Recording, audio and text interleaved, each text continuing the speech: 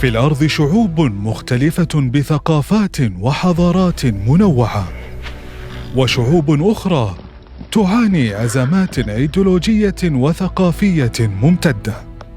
وأكثر الشعوب تضرراً هي تلك التي غيبها تفوق الحضارات العالمية الحقيقية عليها قروناً من التاريخ.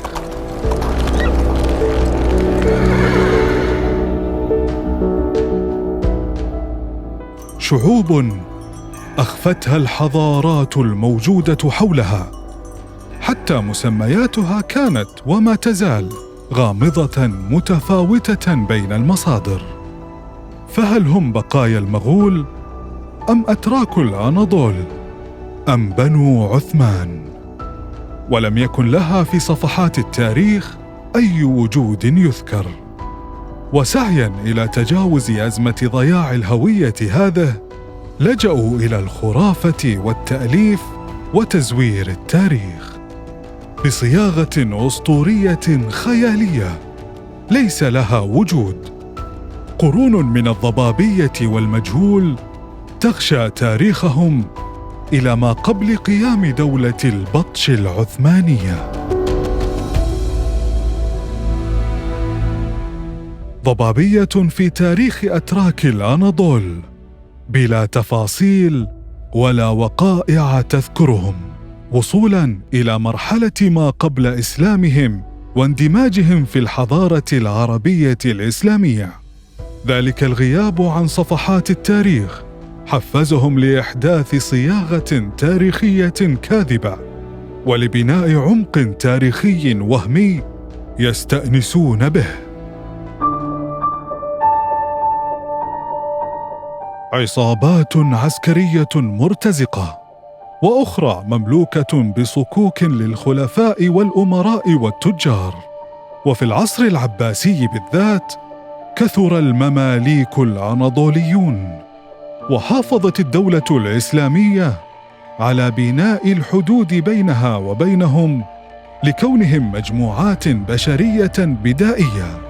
ولكن الحاجز انكسر بعد زمن بفعل اضطراب الأوضاع السياسية آنذاك، وبسبب عمليات التهجير القسري التي مارستها الدولة المغولية ضدهم، فانتشروا في مناطق عدة في حواضر الدولة الإسلامية حتى تكاثروا في آسيا الصغرى الأناضول. أحدث ذلك أمراً غير مألوف في الحالة السياسية للدولة العباسية منذ بداية سقوطها حتى بقائها دولة اسمية في الواقع. وسط تلك الأحداث عمل أتراك الأناضول على إنشاء دويلات داخل الدولة الكبرى، دعمت من دويلات أخرى بغية الاستفادة منهم محاربين ومرتزقة.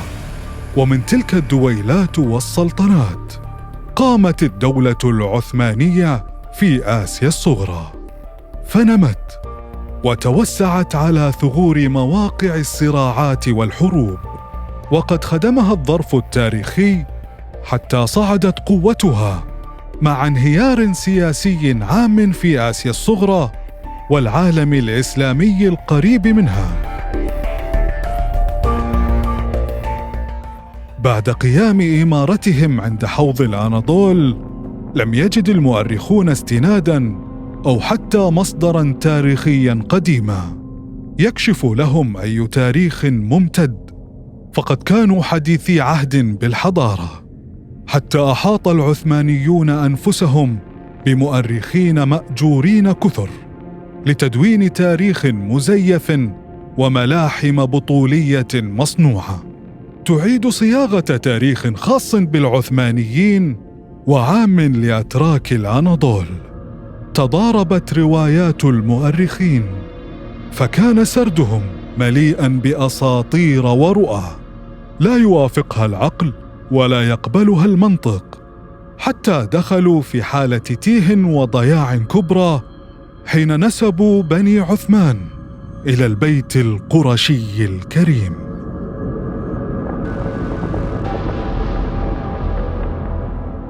لن تجد أي عمق تاريخي للمرتزقة والعسكر المأجورين، وسيكون تاريخهم مضطربا متناقضا في صياغته. عمد بنو عثمان إلى إحياء طبيعة أرستقراطية خاصة بهم بطريقة لا تناسب الثقافة الإسلامية التي كونتهم. هذه الأرستقراطية المفروضة أسست حالة توتر تاريخية بينهم والأجناس الأخرى.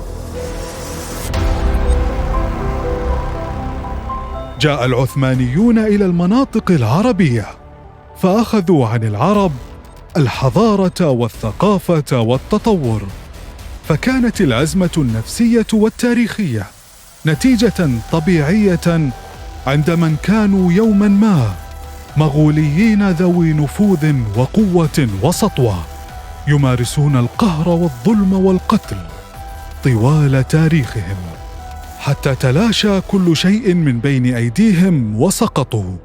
ومنذ ذلك الحين يرون العرب سبباً رئيسياً في إسقاط إمبراطوريتهم وقهر قوتهم.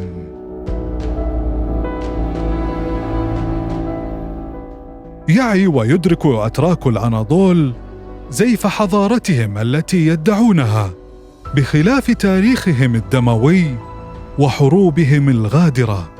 وقد كانت تلك الحضارة بسبب خليط من الشعوب والأجناس البشرية طوعوها كراهية وإجبارا، فكان منهم الأوروبيون والعرب والأكراد وغيرهم. وسجل التاريخ العثماني خلق طبقة متنفذة وقوية للتخلص من سكان الأناضول الأصليين الذين حاولوا الاستقلال عن الغزاة المهاجرين مرات عديدة عبر التاريخ. امتلأ التاريخ العثماني بصراعات قومية وعرقية متلاحقة بين الأتراك والهجين التركي الناتج عن تزاوج الترك مع الأوروبيين، وبين الخليط الفارسي والشاماني والزرادشتي الآتي من وسط آسيا، فصارت حقيقتهم عقدة تاريخية حتى بدلها المؤرخون بقصص الأساطير والأحلام العثمانية.